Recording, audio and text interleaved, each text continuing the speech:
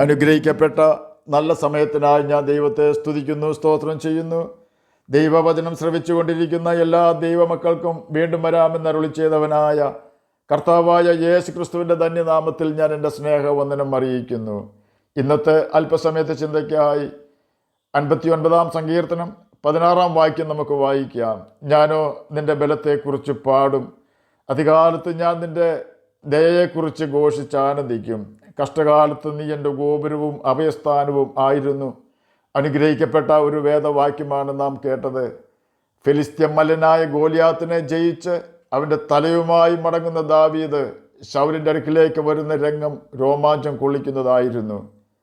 ദാവീദിനെയും ശൗലിനെയും പ്രകീർത്തിച്ച് Israel സ്ത്രീകൾ പാടി, ശൗൽ 1000 കൊന്നു, ദാവീദോ 10,000. ഇങ്ങനെയായിരുന്നു അവർ പാടിയത്. ശൗലിനെ 1000 മാത്രമേ കൊടുത്തുള്ളൂ, ദാവീദിന് അവർ 10,000 കൊടുത്തു എന്ന് പറഞ്ഞ് ശൗൽ ദാവീദിന് പകയ്ക്കുവാൻ തുടങ്ങി. ദാവീദിന് ശൗൽ തൻ്റെ മകളായ മീഖലിനെ ഭാര്യയായി കൊടുത്തത് അവൾ ദാവീദിന് ഒരു കെണിയായിരിക്കട്ടെ എന്ന ചിന്തയിൽ ആയിരുന്നു. എന്നിട്ടും ദാവീദ് വിവേകത്തോടെ കാര്യങ്ങൾ ചെയ്യുന്നു എന്ന് കണ്ട ശൗൽ അവനെ കൊല്ലുവാൻ തന്നെ തീരുമാനിച്ചു. ദാവീദിനെ കാത്തുനിന്ന് രാവിലെ കൊന്നുകളയേണ്ടതിന് ശൗൽ അവൻ്റെ വീട്ടിലേക്ക് ദൂതന്മാരെ അയച്ചു. ദാവീദിൻ്റെ ഭാര്യയായ മീഖൽ അവനോട്, ഈ രാത്രിയിൽ നിന്റെ ജീവനെ രക്ഷിച്ചില്ല എങ്കിൽ നാളെ നിന്നെ കൊന്നുപോകുമെന്ന് പറഞ്ഞു. അങ്ങനെ മീഖൽ ദാവീദിനെ കിളിവാതിലിൽ കൂടി ഇറക്കി വിട്ടു.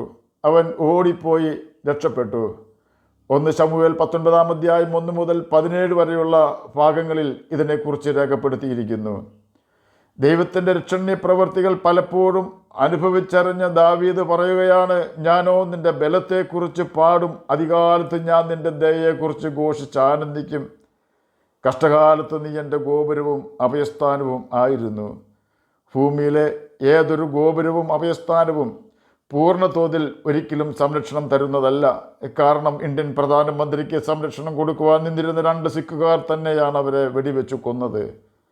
അതുപോലെ തന്നെ ചില വർഷങ്ങൾക്ക് മുമ്പ് വന്ന ഒരു വാർത്തയാണ്, ഇറാൻ അണുബോംബ് നിർമ്മാണ വിദഗ്ധനായ ശാസ്ത്രജ്ഞനെ ഇസ്രയേൽ ചാര സംഘടനയായ മൊസാദ് ഇറാൻ്റെ മണ്ണിൽ വെച്ച് തന്നെ വെടിവെച്ച് കൊന്നു എന്നത്. ശക്തന്മാരായ വ്യക്തികളുടെ അകമ്പടിയോടെ മാത്രം നീങ്ങുന്ന വ്യക്തിയായിരുന്നു ആ ശാസ്ത്രജ്ഞൻ.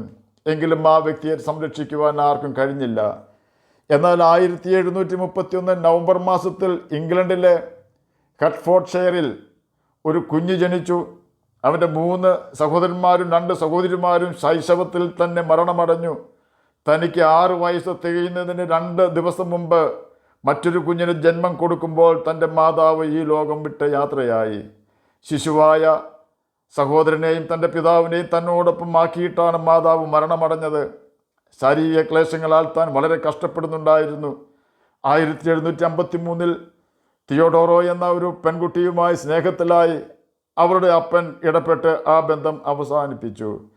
അതിനെ തുടർന്ന് ശക്തമായ ഒരു വിഷാദ രോഗിയായി താൻ മാറി. അതിൽ നിന്നും രക്ഷ നേടുവാൻ താൻ ജീവിതം അവസാനിപ്പിക്കുവാൻ തന്നെ തീരുമാനിച്ചു. 2 പ്രാവശ്യം തൂങ്ങി മരിക്കുവാൻ ശ്രമിച്ചെങ്കിലും വിജയിച്ചില്ല. 3-ാമത്തെ പ്രാവശ്യം ഏറെക്കുറെ ദൗത്യം വിജയിച്ചു എന്ന് ചിന്തിച്ചെങ്കിലും അതും പരാജയപ്പെട്ട് ബോധരഹിതനായി താൻ തറയിൽ വീണു. 1763 താൻ സെൻറ്റ് അൽബാൻസ് ശരണാലയത്തിൽ 2 വർഷം താമസിച്ചു. ആ സമയം ദൈവത്തിൻ്റെ വലിയ കൃപയിൽ താൻ മുങ്ങുകയും സുവിശേഷ സ്നേഹിയായി താൻ മാറുകയും ചെയ്തു. തുടർന്നുള്ള വർഷങ്ങളിൽ വിഷാദ രോഗത്തിനെതിരെ പ്രവർത്തിക്കുവാൻ താൻ തീരുമാനിച്ചു.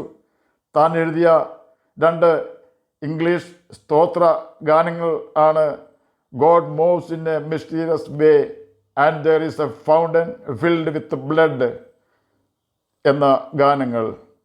ആ വ്യക്തിയാണ് ദൈവത്തെ സ്തുതിച്ചുകൊണ്ടുള്ള അനേകം കവിതകളും പാട്ടുകളും എഴുതിയ വില്യം കൂപ്പർ.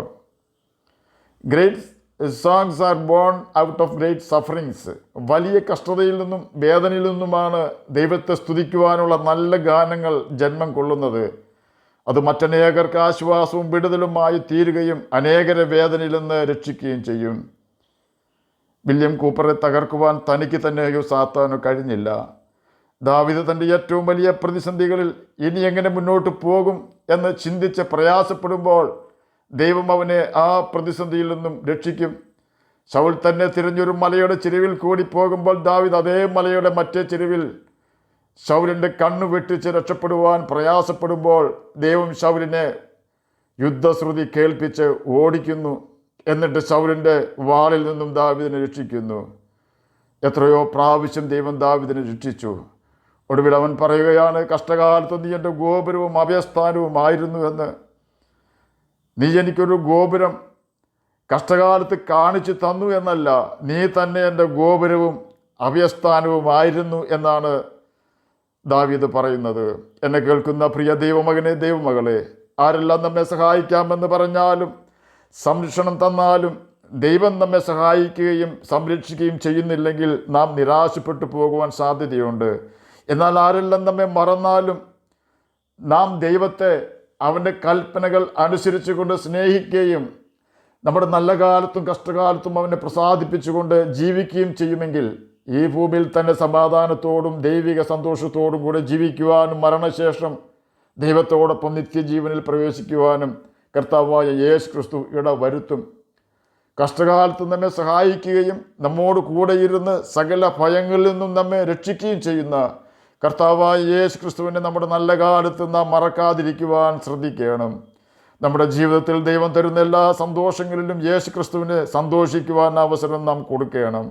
കാരണം നമ്മെ നിത്യനരകത്തിൽ നിന്നും രക്ഷിക്കുവാൻ നമുക്ക് വേണ്ടി കാൽവരി ക്രൂശിൽ തൻ്റെ രക്തം ഊറ്റിത്തന്ന് നമ്മുടെ പാപവും ശാപവും സ്വന്തം ശിരസിൽ വഹിച്ചുകൊണ്ട് പാപമോചനം നമുക്ക് നൽകി തന്നവനും തൻ്റെ ആത്മാവിന് ദാനമായി നമുക്ക് തന്ന് നമ്മെ ദൈവമക്കളാക്കി തീർത്തവനും നാം മരിച്ചു കഴിയുമ്പോൾ നമ്മെ ഉയർത്തെഴുന്നേൽപ്പിക്കേണ്ടവനും കർത്താവായ യേശു ക്രിസ്തുവാണ്.